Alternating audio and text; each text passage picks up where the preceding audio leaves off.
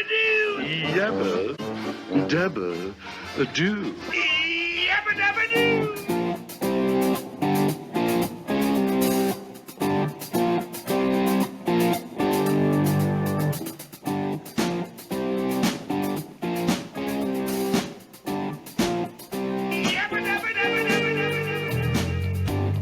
The views expressed on this episode of the Came to Believe Recovery podcast do not necessarily reflect those of KHLT, Take 12 Recovery Radio, or our affiliates.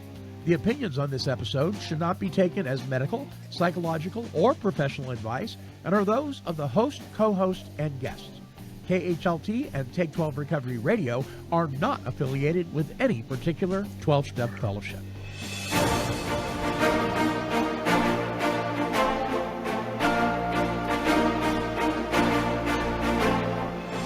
Well, greetings, my friends. I am the Monty Man from Take 12 Recovery Radio, and this is the Came to Believe Recovery Podcast. And now, here are your Came to Believe Recovery podcasting broadcasters to launch us forth on this week's show.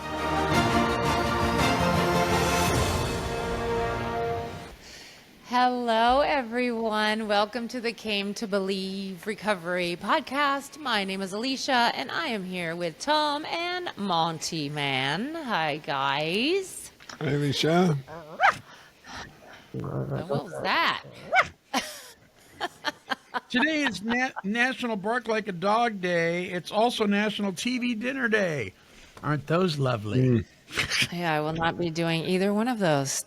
You don't want to bark like a dog? Come on, Alicea. No. Give us a little bark. Did you want us to talk about that intro song? Yeah. Are we supposed to? Flintstones and Smoke on the Water. Deep Purple. Yeah. Mixed together. Did you mix them together, or is that already made? I mixed them together. Yeah.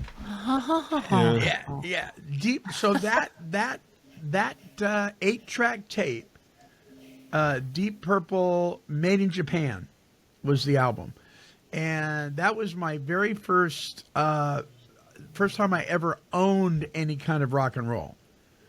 I listened to it for a long time, but the first time I ever owned it, and I snuck it in my house. Oh, because my parents were like anti-rock and roll, but I was afraid of my parents. And this is like 70s, 80s? Yeah, 70s. I had an 8-track player, a nice big honking thing, and when it changed tracks, you heard chunk chunk. You know, you heard that big click. Man, I wore that thing out. I loved that thing. Space Truckin', all the songs that were on there, the drum solo, and yeah.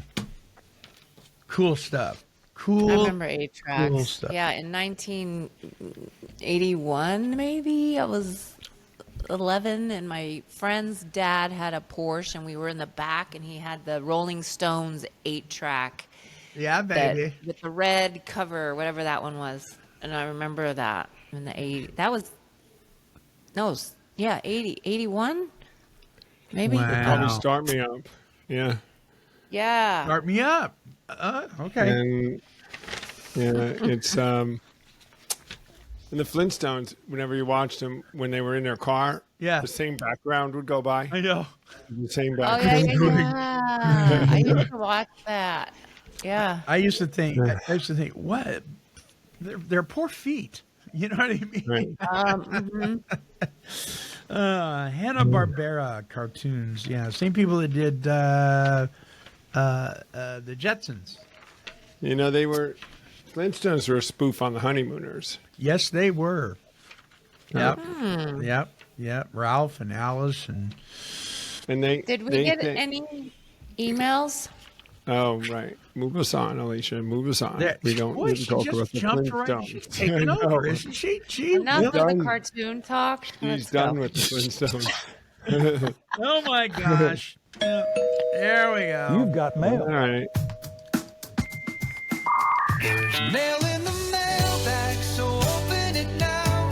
We want to read our mail. Come on. All right, it's time to take 12. Take 12. I'm in Take 12 mode.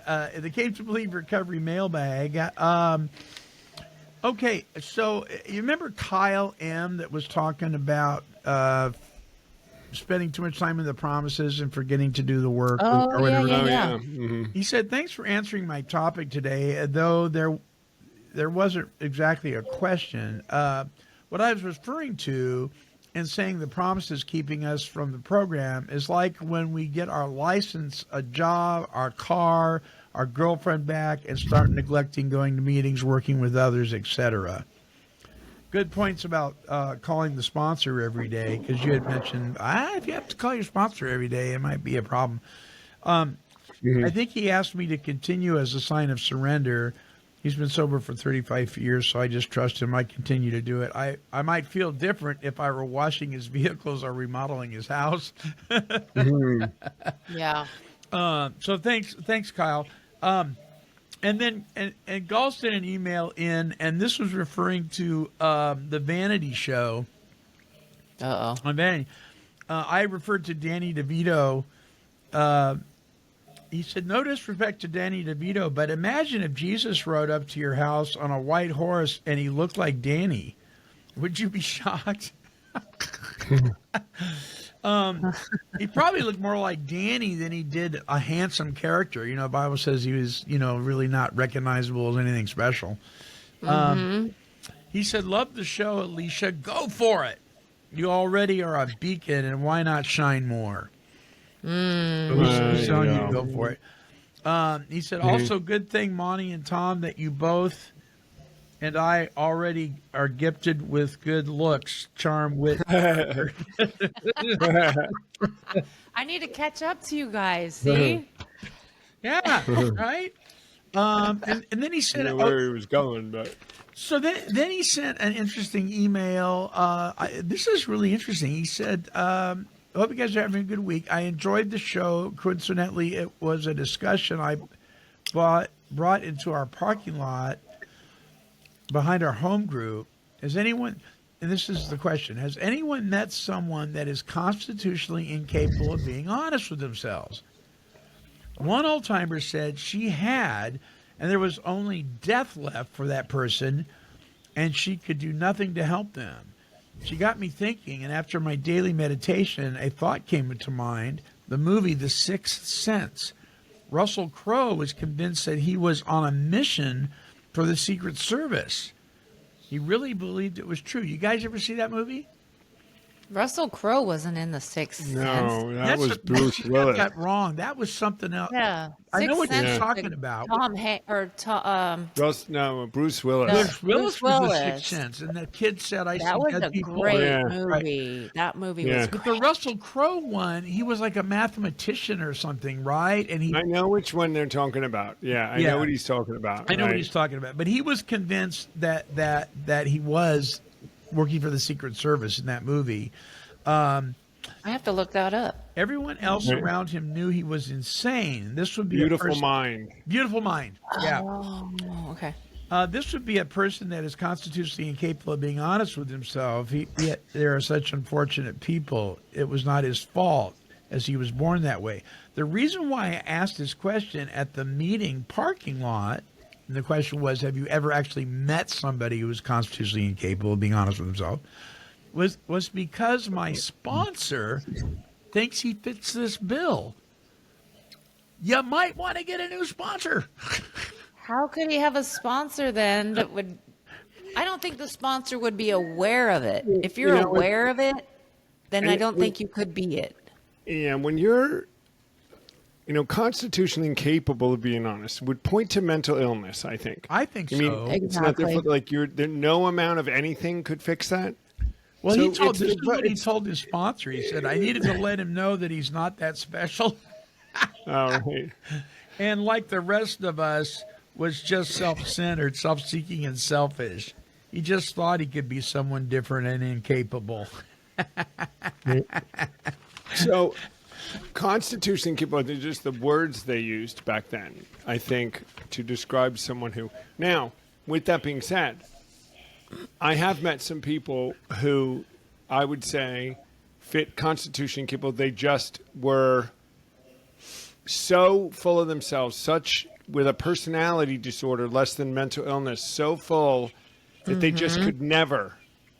I don't know if fully it's a be never, honest. but yeah, I agree. Well, They're they so certainly full seem of, like they're never going to change their focus off of Right. them, right? And they keep failing, and they just can't get it, and they aren't diagnosable in the book, but Right. they are. You just give up. They just can't do it. They just aren't capable. So the mental health at counselor. that time. Don't you think maybe one day if 10 more people tell them you're blocked by your own self, maybe it would hit Yeah. them. You know what though? I think a lot of times people know that, but they've you know what I say about the donkey poop, right? It's warm in there. They've become comfortable. Well, with it. comfortable, right? They're used to it. They know how to maneuver it, even though Well, it's self-justification. yeah. It's It's like totally- the person that, Yeah. that doesn't do anything about the abusive relationship because at least they know how to control that or maneuver that, even though it's killing them, right? It's fear. Yeah. That's Fear of the- what? my- Losing control, yeah. probably, right? Yeah, my best friend had such an ego, and he had to be the big shot, and he had to be in charge of everything. And he was incapable of the humility it was going to take when he lost his license, for the 5th time and his job. And we told him, you got to move somewhere near a bus line and get a bicycle, and you might have to go work at Home Depot for a while. And Yeah. the level of humility that incapable, constitutionally incapable, of it, and it killed him in the end. Because had he been able to do that, he'd have clawed himself back. He couldn't do it. And I mean, there was certainly some trauma, and there's something going on, but more personality disorder than, it wasn't schizophrenia or, Yeah. bipolar or worse, whatever the one really. Multiple personalities. Yeah, it wasn't that. But there was something. So I think I'm agreeing with Alicia, who's agreeing with me. I've met some that just can't do it. And if there's mental illness, yes, that's not their fault. What are you going? And even today, there's even cures for a lot of that. So they can stabilize a lot of things today. Do you think that the word trauma has become a buzzword? Oh, partly But because I think it's true. Yeah, I mean, partly everybody because has it. is they've realized so much is trauma produced from people. So Sure. much of what we are comes from an experience. So, we weren't born that way, actually. We were born, you're never predetermined, you're predisposed. And then your environment codes your genetic system. You can be epigenetics can make you. Yeah. And so, yeah. Yeah. But we can carry it just like anything, right? Because remember back in the days of early Dr. Phil and Oprah, everything was I'm codependent. You're codependent. Yeah. They're codependent. Right. Your inner child, wasn't it? Your inner Yeah, your inner There was child. truth in it, Yeah. but we just decided to label everything. That was the solution to everything, They know now the brain, the front and the back and the wiring, and they've seen in scans under certain circumstance these trauma responses, and the brain doesn't function normally. Right. And then after time and therapy, and in many cases, working the 12 steps the way we work it causes the brain to rewire, and it begins Yes. to function correctly. We can actually change the DNA. It's a trip. It's Yeah. amazing. The neural pathways. I don't know if it's DNA. Oh, Yeah, it is. yeah. The neural pathways. The neural pathways change, and it actually can change the structure of the DNA makeup, and so it's pretty amazing what happens. Even Because just doing step 5 changes your Yes. brain. a lot of it has to do. Well, we're going to be doing a show on isolation, which is very interesting because because we're meant to be social people.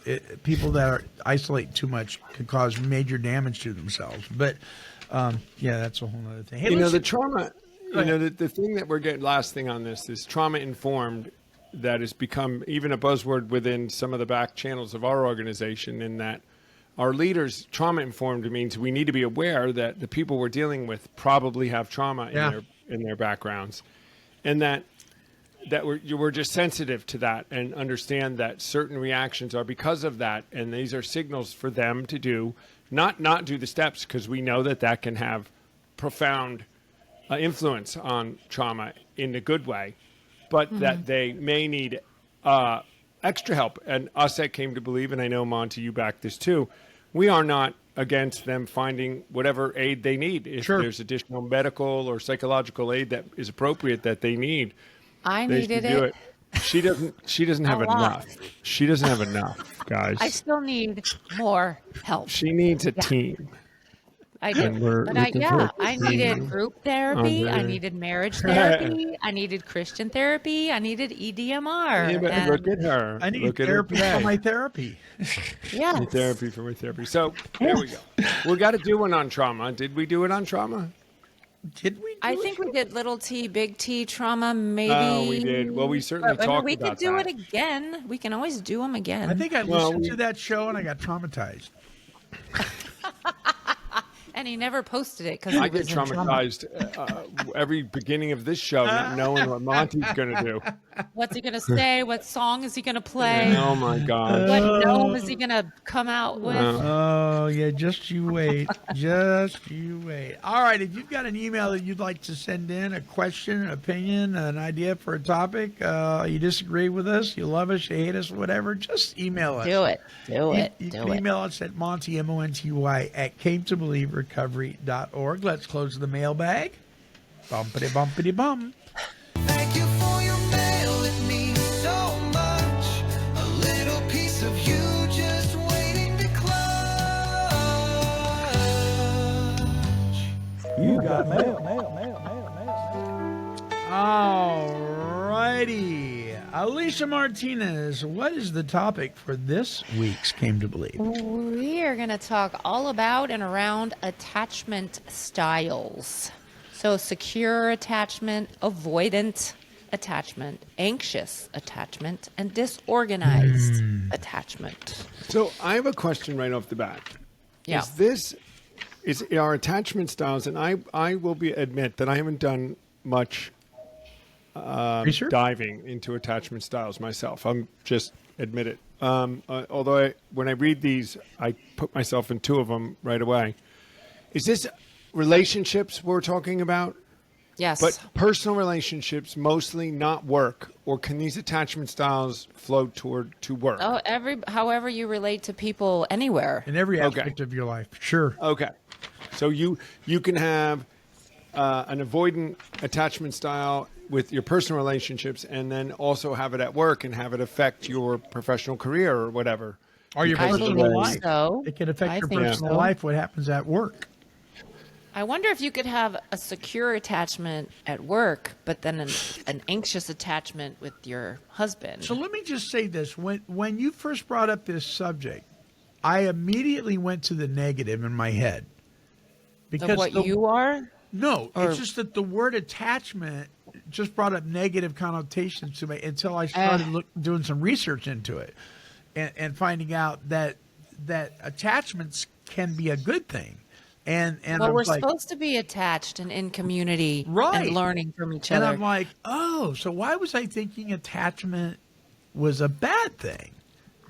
well, Right. if it's insecure attachment, Right.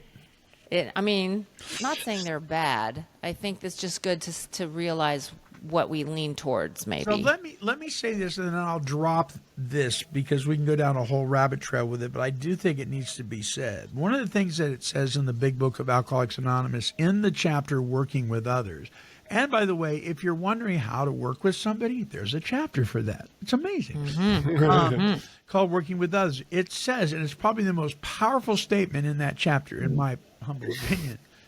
It says, "Remind the prospect," that's the new person, remind the prospect that his recovery is not dependent upon people, but upon his relationship with God. Bam. So that means that I get it. Early in, people early in recovery, group of drunks, the meeting, the fellowship, it's maybe the first healthy group of people they've hung out with for a long time, is very positive and good and is important, but we become attached to those. We become emotionally dependent on the meeting or the sponsor or the pastor or the spouse, where we become so attached to them that our dependency's on them, and they're not the ones with the power. Because if they're powerless and I'm powerless, 0 plus 0 is 0, right? Yes. So that can be a dangerous area when we try to get people to be convinced that meeting makers make it. Yes. But it might take them to go through that process to actually Yes. see it and Yes. have someone tell them, you are too meeting dependent. Do you agree? And so maybe having gone through that, they would recognize, like, I you're think you're right, right. Monty. So Yeah. they would be anxious, right? The ones who tend to be overly needy, and they I think so. self-esteem, they crave emotional intimacy, but worry that others don't want to be with them. But I mean, what's that person who just has to be in meetings all the time because that's where they're comfort? I got to go see my peeps. I've got to be in this group of people that won't tribe. call me out. They Yeah. won't call me out, and Well, if they're they'll in the let right me meetings, say whatever they I would want. call them out. If they're in good meetings. Yeah. Well, but that could be they're just extroverted. They don't have a job yet. They have extra time, right? It could be Yeah. a combination of things. So let's look. Can we look at these definitions real quick and then go back Yeah, and refer sure. to them? So, secure. So the definition: empathetic and able to set appropriate boundaries. People with a secure attachment style tend to feel safe, stable, and more satisfied in their close relationships. While they don't fear being on their own, they usually thrive in close, meaningful relationships. These are people that have a secure attachment, right? That's what we're aiming for. Yeah, that's what we're aiming at. Avoidant. Adults with avoidant, dismissive, insecure attachment styles are the opposite of those who are ambivalent or anxious, preoccupied. Instead of craving intimacy, they're so weary of closeness, they try to avoid emotional connection with others. They'd rather not rely on others or have others rely on them. Bing, bing, bing. That's me. Is that you? Okay. Anxious. People with an anxious or ambivalent attachment style, also referred to as anxious, preoccupied, ambivalent, anxious, or simply anxious, ambivalent, that's a mouthful, tend to be overly needy. As the label suggests, people with this attachment style are often anxious and uncertain, lacking in self-esteem. They crave emotional intimacy, but worry that others don't want to be with them. And then the last one is disorganized. Disorganized attachment style, also referred to as fearful avoidant attachment style, stems from intense fear, often as a result of childhood trauma, neglect, or abuse. Adults with this style of insecure attachment tend to feel they don't deserve love or closeness in a relationship. I think You I've guys- had a little bit of all of them I was just through going to my life. say, I could probably scratch the surface a little bit with all of these, at least at some point in my life. I would consider myself incredibly more secure than I was 10 years ago, even. Yes, me too. And I think that's amazing that we can see that. And doing steps 10, 11, and 12, I think we're constantly aiming for secure. Like the inventory sheet, aiming for that right side. I think we're constantly like, oh, I'm feeling avoidant. Let's look at it and aim for the secure one. Don't you think? Tom? Yeah. I mean, would like to say that I'm secure now, right? I know about it, but, huh? I was going to say, yeah, maybe, but don't you sometimes fall into the others? And that would be a step 10? Yeah, I'm still working on, the one that's anxious. That is that I'm looking your definition. You're wanting to see that people love you. You're craving some emotional intimacy because of the way I was raised. I was raised with very little emotional intimacy, so I would tend to seek that. I want to be in close relationships, and so I'm a little disorganized too, or a little bit. So I'm a little avoidant and a little anxious together. Because I want that neediness, but I'm also, when I've tried to get closeness and you get like gutted by it, then you say, maybe I don't want to deal with it.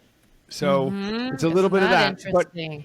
right? But because you go, I want closeness, and then when you don't get it, it just hurts as much as when you didn't have it the first time, But that to be able to just articulate that and recognize it is a secure element. I mean, that would be growth because I can do something about it, right? I recognize it and I can name it and do something. Exactly. But I And think we don't want to label ourselves and say, yes, I am this one. right. I think that would be dangerous.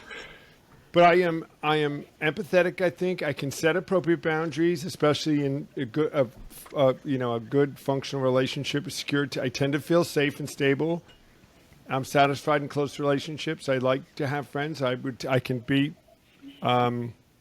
vulnerable, and get in deep relationships. And I like close, meaningful relationships.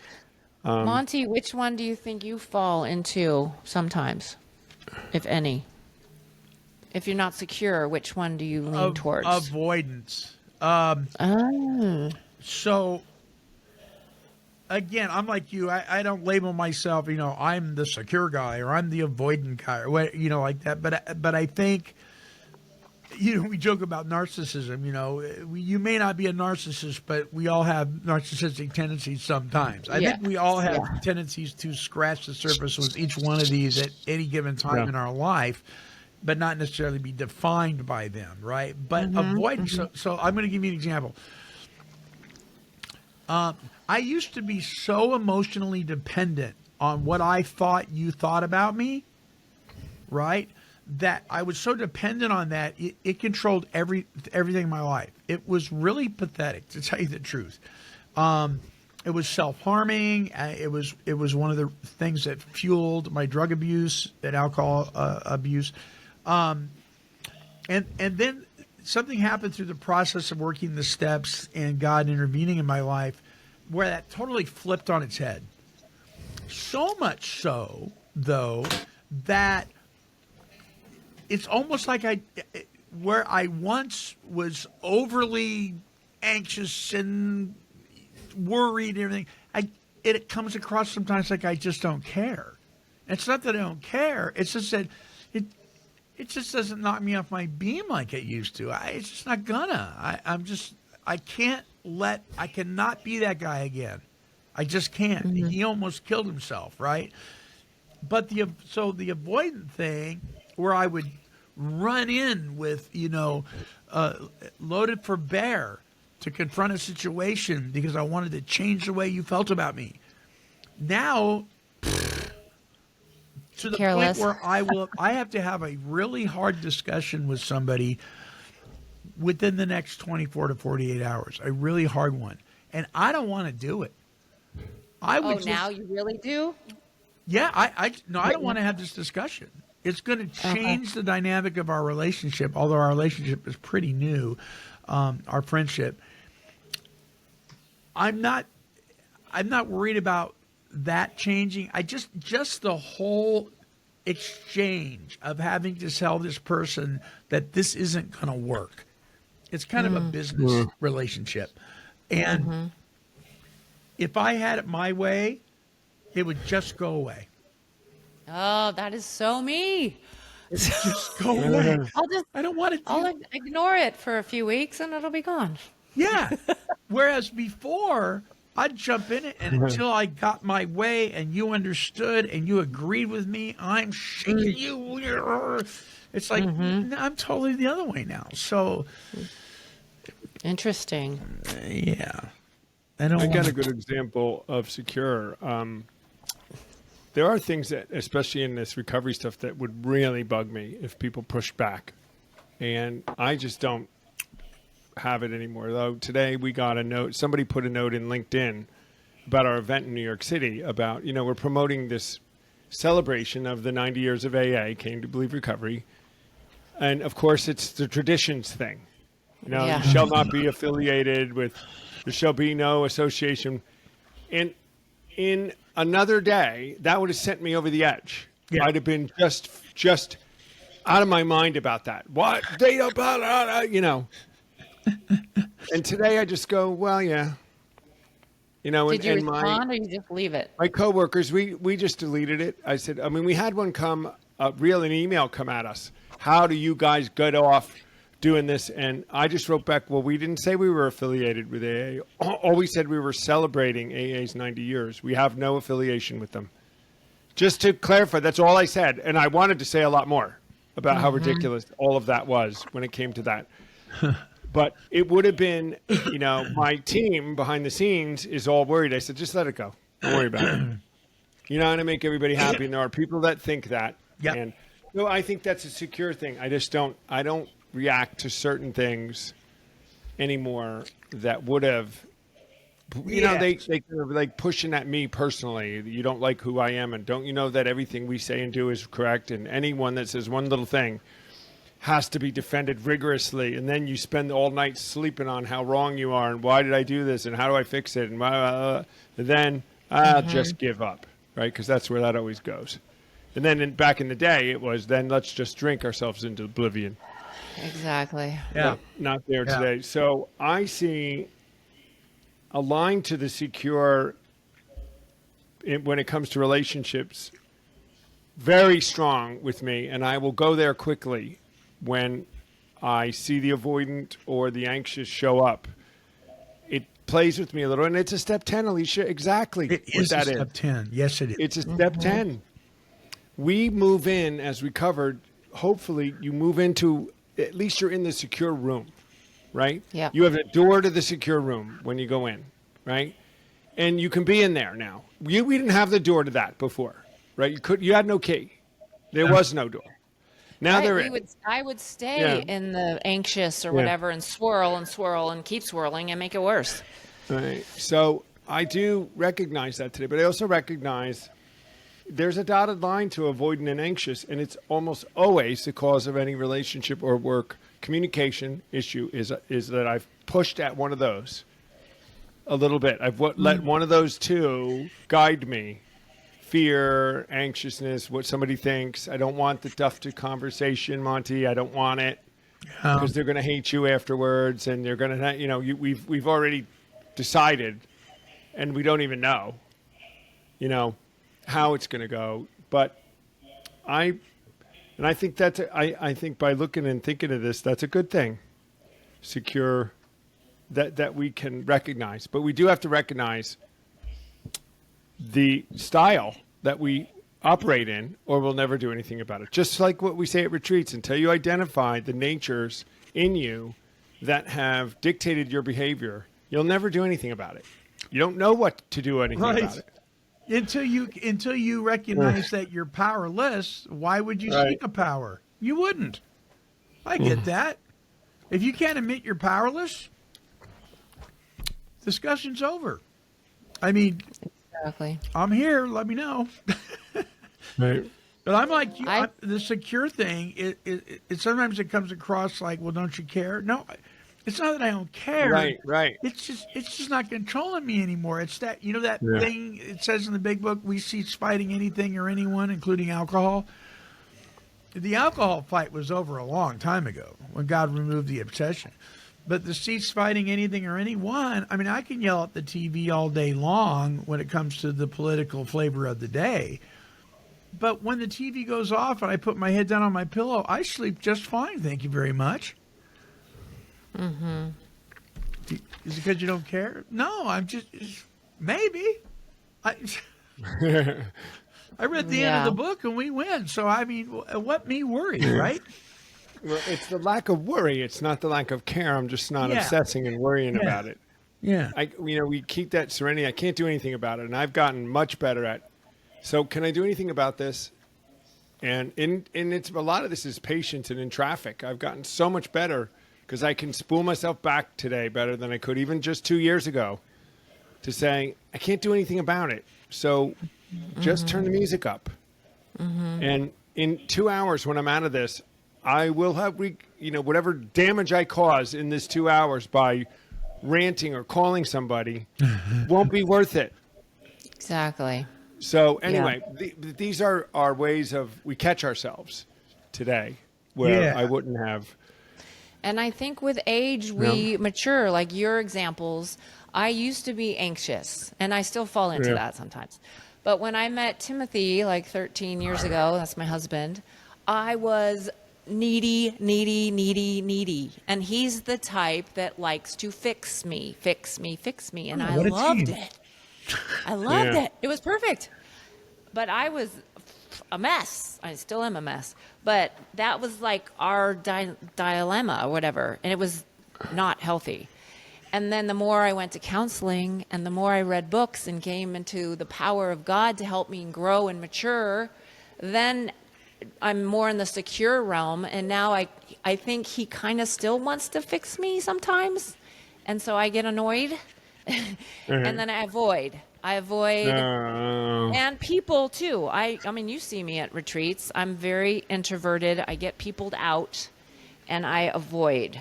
Do you feel Which like is- when you do that, when you get peopled out and you avoid, in your avoidance, do you feel like you don't belong, that you're just separate, that you don't fit in the puzzle like everybody else does? Sometimes, or it's just I'm just peopled out and I need to be away. And it could be my pride and ego watching people eat what they're eating and I need to leave. It's better for me to leave than to stick my foot in my mouth. Have you ever just wanted to go up and take that piece of pie and cram it in their face? I mean, I need to leave. I But can then see I you do. think the big book and God and you guys would probably say, I need to stay in those moments. to And learn just how smile. to Yes, maneuver rather brain than for 'em. avoid them. I rather brain avoid for it. 'em. It does no good to what you're I need hoping to for sit them. in it. Does nothing when you walk away from it. You know, I I think know. the Lord is speaking Yeah. to me right now. It says, Monty, for Alicia's growth, for her maturity, and to learn, you need Eat to cake eat a in front chocolate of me. eclair in front of her. I'm calling you to sacrifice and do that. Yes, Lord. I'll do that. Okay. Then I have to shut my mouth and Just give her a chance to grow. It is Done funny, growing though. that way. I joke about that, but we do justifications like that in life, don't we? I mean, well, God's working differently in my life. You don't understand. I love her. yeah. No, justified all the time. All the time. I'll say something stupid, prideful, intolerant, and then tell Tom or someone, well, it's true. It's true. true, right. Oh, it's true. So what about this disorganized one? I mean, in the explanation of it, when I hear disorganized, I think of somebody who just can't seem to budget their finances, or they can't seem to keep their house clean, or that's kind of what I think about. They Right? forget something all the time, and they're Yeah. right. Yeah. The milk goes bad, and their beds aren't made, and they're just I'm like, Yeah. I don't know if that's what can't that make means. the meetings though. on time, and Is there something? Does that speak to somebody's self-worth sometimes when they're just messy and you know what I mean? I walk into some people's homes and I'm thinking, and we're going to do it. We're going to do a show on guilt and shame, I think, next week. But I mean, I think, have you no shame? I mean, oh my gosh, Right. how can you live in this? Right. Is But that- that could be a lot of different stuff. They just were never taught that. They feel they don't have the time. I know But somebody I who can't was taught function that. like that. I know because I raised them. Yeah. What's wrong with you? But then isn't that our work of like, just because we need a clean space doesn't mean we have to make them do it. But there's a difference between a Order and messy. Yeah, I mean, there's a difference between a cluttered kitchen and one with dirty dishes all over the place that have been there a week. Isn't there a difference? Yeah, but if it's not our house, how do we? I'm with you. I mean, hello, I want to tell everybody how to clean and eat, but It's my planet. it's not my space. I know. Tom's being quiet. That's weird. I'm reading. Yeah, I'm reading He doesn't another. like the dirty, cluttered, dishy, dirty, hairy No, but place either.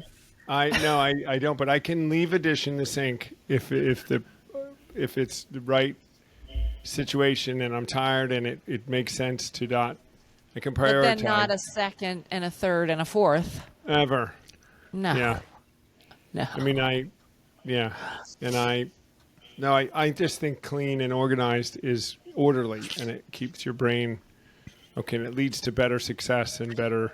You can have I do. a ton of stuff and it still be clean and organized. It takes a little more work, maybe. There's a different that having a bunch of stuff and being organized. Like my office is what they call is lived in. You know, I have files and some papers out in an orderly-ish fashion. But if you come in the office, you might say it's not as, but it's working place. It's also not like everything is where you could get it. So my bedroom is the bed perfect, well made, no clothes anywhere. Hospital corners? Yeah. That's his military training. I Right. bet. In the living room, there's no dishes left. There's no plates left around. The Right. pillows are on the couch. The things folded. The coffee table's in the right angle. It's all my dining room table. The chairs are perfectly aligned. It's clean. I don't use it much, so it's not that hard to keep it that way. But there's something, and it's me, and I think it's everybody. Like, see, I'm going to Alicia's side. Everybody should do this. Justify it. Everybody should do this.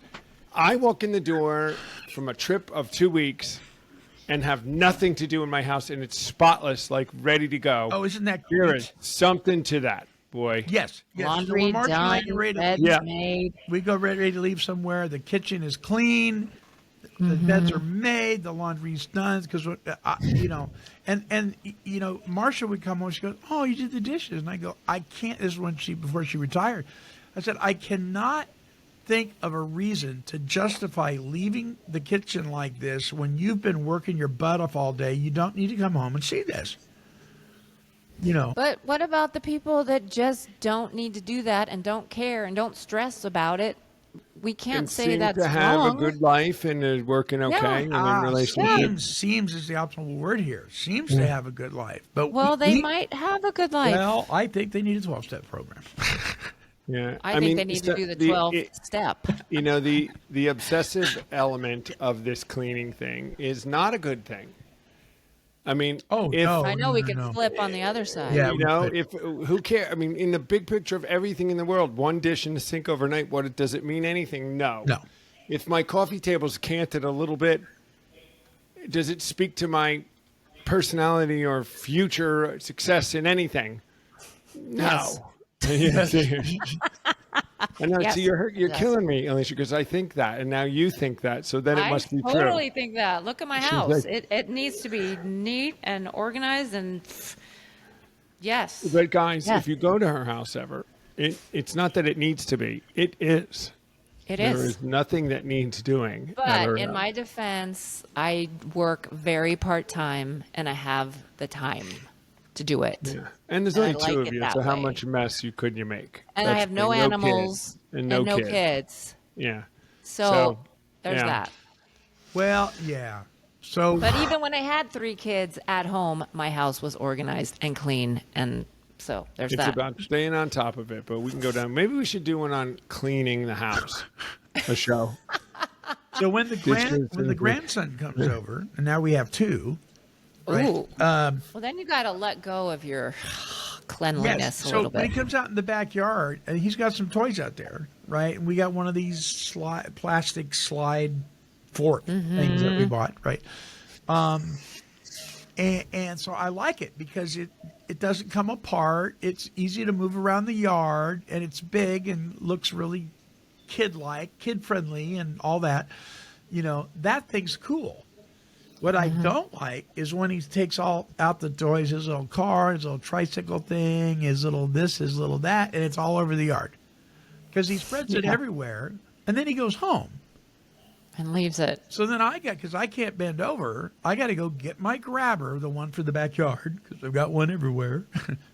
And I'm picking these things. I find myself doing is when he's playing, going behind him, picking things up and putting them back. Well, why don't you 10 minutes before he goes home, you say, okay, little Johnny or whatever, let's pick up all your stuff and make him pick it up. It's a boundary that he needs to learn as a kid and a teenager and an adult. But And it's your house. No? Yeah, that's easier said than done. That's Is a whole it? nother show. Yeah, it is. Pierce, pick up the ball. Pierce, look what we do. We pick up the ball. Pierce, Oh, okay. where Yeah. did Pierce go? Ah, he's in the fountain. Pierce, get out of the fountain. Right. It's part of the grandchild thing. It's all about the grandkids. Well, and it's his age. Maybe he's too young for that. Well, he's distracted by everything because he's in love with everything. He's exploring and he's doing all that, and it's great. But I never used to be that way. I mean, what is going on? I want my, don't touch that gnome. Why not? Right. I swore that I was not going to be the grandchild or grandfather that said, don't touch that, don't touch this, don't touch that. 'Cause I've seen people do that. They're just being kids, right? And now you're doing it? I'm like, don't touch that. It's not like he's headed for the stove and the burner. No, he's not. He's headed for that Outside. that gnome or that gnome or that gnome or how many gnomes you want me to go. And I got to think, so we have a wheelbarrow, an old rusted out wheelbarrow. We stuck it in the front yard and put a free sign on it. And it sat there for 3 days, and finally somebody took it. Well, this morning, before I knew it was gone, I thought to myself, that would be a really cool yard piece. I'd tip it on its side. I put dirt in there. I put some pansies and stuff like that in the corner. Yeah. Flowing yeah. out of the wheelbarrow, like in the corner. I tell Marcia, and she says, no, you're acting like an old guy. And I'm like, hello? I am an old guy. It is a grandfather. I mean, I've got gnomes in the yard. But that's artistic and creative. I Isn't like it. I think it is. I think it's. But your grandson would probably tip it over and somebody step on took the wheelbarrow. flowers.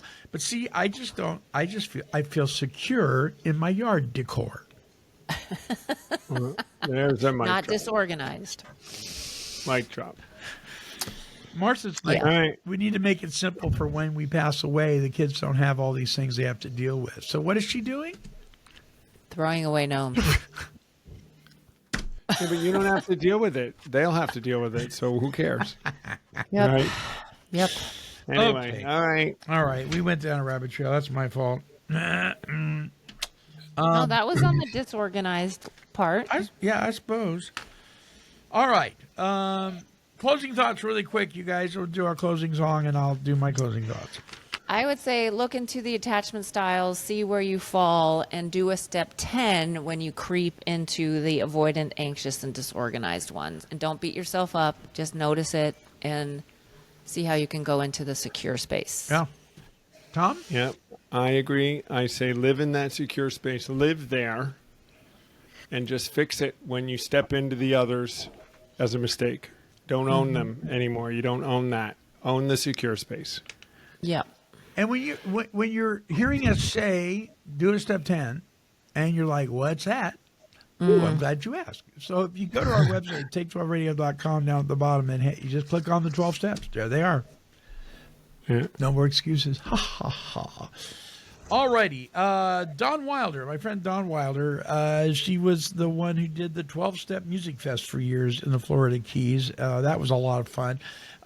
She sings this song, Believe, and then I'll come back with my closing thoughts on the topic of attachments. Here is Dawn.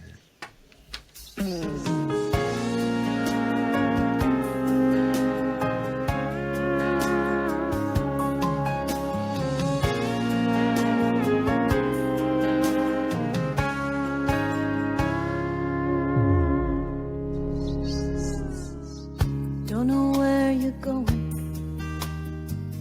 You know where you've been. And if you had the chance, would you do it all again? Through all the heartache, through all the pain,